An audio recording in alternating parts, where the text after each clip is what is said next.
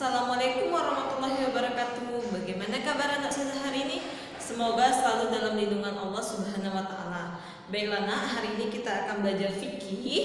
Kita melanjutkan materi kita. Buka bukunya, halaman 151. Kita akan melanjutkan materi kita bab 8, salat dalam berbagai keadaan tertentu.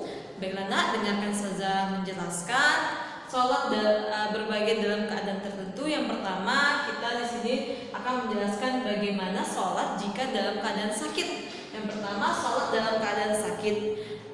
Untuk anak saudara ketahui, salat itu ada terdapat 5 waktu nak, dan salat itu adalah tiang agama. Bagi yang salatnya rutin, itu berarti telah menegakkan tiang agamanya. Contohnya seperti ini. Anak ustazah mau buat rumah nih, tentu butuh tiang-tiang kan. Nah, begitu juga sholat. Baik, kalau tiangnya satunya roboh, apakah bisa terbentuk rumah?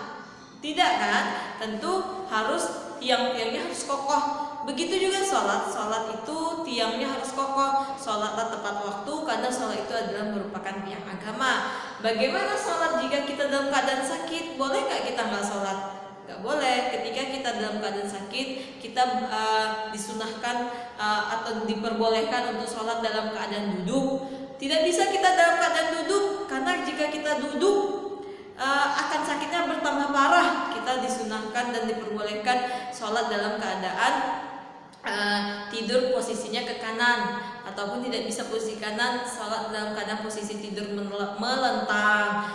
Itu dia dalam keadaan sholat dalam keadaan sakit. Lalu berwudunya gimana? Berwudunya seperti biasa, kita mengambil air wudhu. Ketika kita sakit, kita ambil air wudhu menggunakan air yang suci dan bersih. Jika kita terkena kulit kita dengan air, ternyata kita tambah parah sakitnya, diperbolehkan untuk bertayamum. Tetapi sholat dalam keadaan tertentu ini hanya untuk bagi anak ustazah atau bagi orang yang dalam keadaan sakit atau dalam keadaan yang tertentu. Bagi anak ustazah yang di rumah yang dalam sehat walafiat ini, semoga kita selalu dalam keadaan sehat ya nak. Kita dianjurkan untuk sholat tepat waktu. Sholatlah yang telah diajarkan, dengan cara berdiri, posisi-posisinya bagaimana. Sekarang kita akan belajar tentang sholat dalam keadaan tertentu. Yang B, bersuci bagi orang yang sakit. Bagaimana bersuci bagi orang sakit? Yang telah saya jelaskan tadi. Nah, bersuci itu bisa dengan berwudu.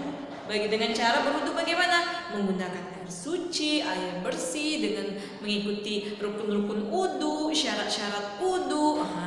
Kita menggunakan air. Karena kita misalnya sakit kita cuma demam nih. Jika kita jadi kita berwudunya boleh nggak dengan tayamum? Nggak boleh, selagi kita masih mampu berwudu dengan menggunakan air yang mengalir, air yang suci. Jadi kita selalu dalam berdoa semoga kita dalam keadaan sehat walafiat. Amin, amin ya rabbal alamin.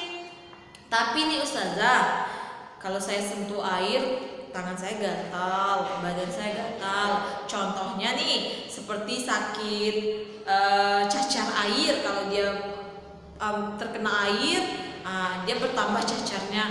Boleh nggak pakai air wudhu saja? Boleh, dengan cara bersucinya dengan menggunakan debu yang bersih, dengan cara bertayamum. Jadi bersuci itu bisa dengan berwudu dan bisa dengan cara bertayamum. Berwudu dengan cara menggunakan air suci dan bersih, air yang tidak terdapat najis dan hadasnya. Sedangkan tayamum dengan menggunakan debu yang bersih. Debunya harus bagaimana ustazah? Yakinilah debu yang kita gunakan itu debu yang bersih. Misalnya nih, anak ustazah mau berwudu tapi dengan menggunakan debu lantai. Anak ustazah tahu kalau di lantai itu diinjak-injak, pernah kena kotoran, kena air pipis adiknya. Itu jangan kita gunakan. Gunakanlah dengan debu yang ada di dinding. Kira-kira itu debu yang tidak kotor, debunya yang bersih, yang tidak terkena najis ataupun hadas. Lalu selanjutnya tata cara sholat dalam keadaan sakit. Tata cara sholat 3 bagian, ada 3 yang diperbolehkan nak.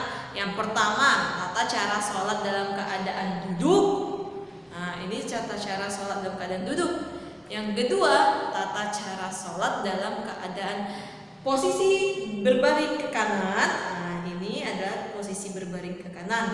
Yang ketiga, dengan cara sholat dengan telentang, tidak ke kanan, tidak ke kiri, tapi telentang. Untuk yang pertama sudah jelaskan posisi sholat dengan posisi duduk. Posisi duduk ini berarti kita bisa perhatikan nih di gambar nih, dengan posisi duduk itu kita benar-benar duduk nak. Karena kenapa kita diperbolehkan dengan posisi duduk? Karena ketika kita ingin posisi seperti biasa berdiri, ternyata sakit kita lebih parah. Jadi kita dianjurkan untuk posisi duduk dengan cara mengikuti aturan tata cara sholat dengan posisi duduk. Ternyata nak, penyakitnya ketika duduk itu tidak bisa duduk. Kalau duduk itu jatuh badannya, atau ada yang retak tulangnya, nggak bisa duduk. Jadi kita dianjurkan untuk posisi berbaring ke arah kanan. Kita dianjurkan posisi berbaring ke arah kanan seperti di gambar ini. Nah, ini posisi berbaring ke arah kanan dengan cara-cara seperti inilah sholatnya. Bacaannya bagaimana Ustazah? Bacaannya sama seperti biasa, kita sholat seperti biasa. Tetapi ternyata dia nggak bisa ke kanan, nggak bisa ke kiri badannya, ke kanan nggak bisa, ke kiri nggak bisa, atau dia ada kelainan di tangan kanannya. Jadi kalau tertindih kanannya agak nggak boleh, tambah parah penyakitnya. Boleh kita dengan telentang, dengan kita mengisyaratkan aja boleh. Boleh kita dengan telentang seperti di gambar ini, posisinya dengan telentang. Tapi ingat, tetap kita dengan mengarah kiblat, jangan asal-asal arahnya, tetap dengan mengarahkan ke kiblat. Bagaimana tata caranya? Tentu kepalanya ditinggikan menggunakan bantal agar arahnya tetap ke kiblat, kakinya juga ke arah kiblat. Oke nah, baiklah. Selanjutnya kita sudah akan menjelaskan sholat dalam kendaraan. Sholat dalam kendaraan. Saya ingatkan kembali, sholat itu adalah tiang agama. Bagi yang menegakkan tiang agama berarti dia sholatnya sangat tepat waktu. Sholat dalam kendaraan itu ada yang dibagi dua nak. Bagaimana tata cara bersucinya dan ada tata cara sholatnya. Yang pertama sudah akan menjelaskan tata cara bersuci dalam kendaraan. Seperti biasa nak, sholat biasa. Tata cara bersuci itu bisa kita berwudu dan kita bisa bertayamum. Contohnya nih, anak saudara mungkin pernah jalan-jalan nih, melewati kapal, menggunakan kapal. Jika anak saudara menggunakan kendaraan pribadi, kita bisa singgah-singgah ke masjid ketika sudah mulai masuk waktu sholat. Tapi ketika kita di dalam keadaan di kapal atau di pesawat yang tidak memungkinkan kita untuk singgah, bagaimana kita tata cara sholatnya?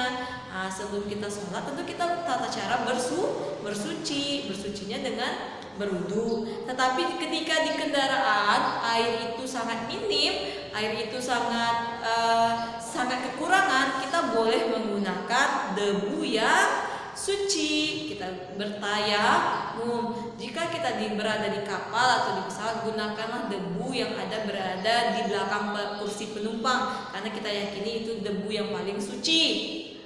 Kita dengan tayamum boleh. Setelah kita bertayamum, seperti di semester 1 sudah jelaskan tata cara bertayamum. Setelah sudah bertayamum, lalu laksanakanlah sholat. Lalu sholatnya bagaimana Ustazah? Tata cara sholat dalam kendaraan ini ketika berada di kapal ataupun di pesawat, boleh dengan duduk.